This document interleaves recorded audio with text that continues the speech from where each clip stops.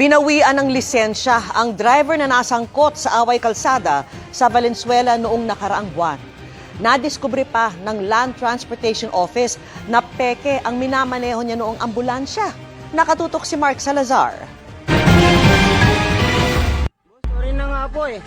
Kung gaano kaangas ang ambulance driver habang binabalibag niya ang bike na nakasagi sa kanya sa Valenzuela noong December 18, siya namang baba ng loob habang sinasabon siya kanina ng LTO. Tama ba yung ang pinakikita ninyo na nakikiusap sa inyo ng bata? Panibagin mo ng palimanin mo kayo?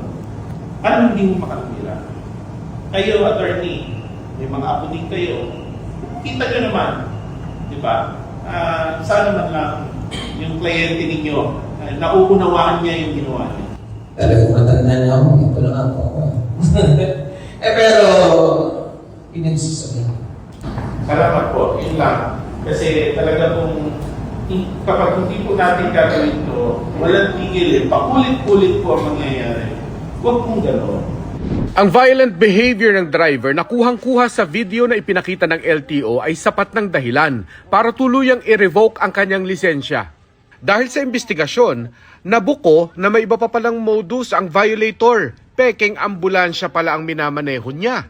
Ford Ranger used in the incident, unregistered.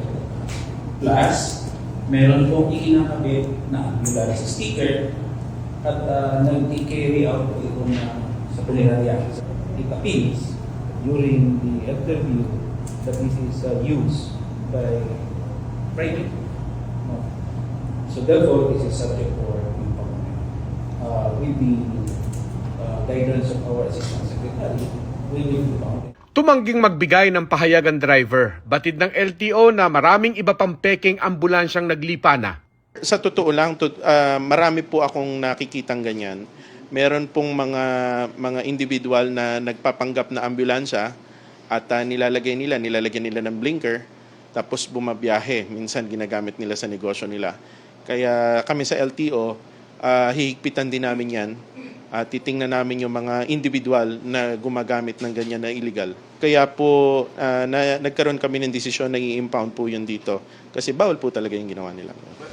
Isa pang road rage ng motorista na nakunan sa Cavite ang tinutunto na rin ngayon ng LTO. Sa video makikita ang driver ng SUV na nakikipag-away sa bus driver. Palitan ng mura na nauwi sa tangkang pagsira sa wiper ng bus. Pinadalhan na ng sabpina ang driver ng SUV para pagpaliwanagin sa LTO sa January 14.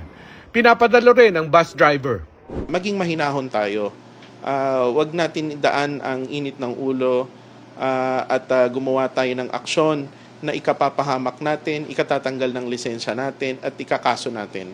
So maging mahinahon tayo. Para sa GMA Integrated News, Mark Salazar. Nakatutok, 24 oras.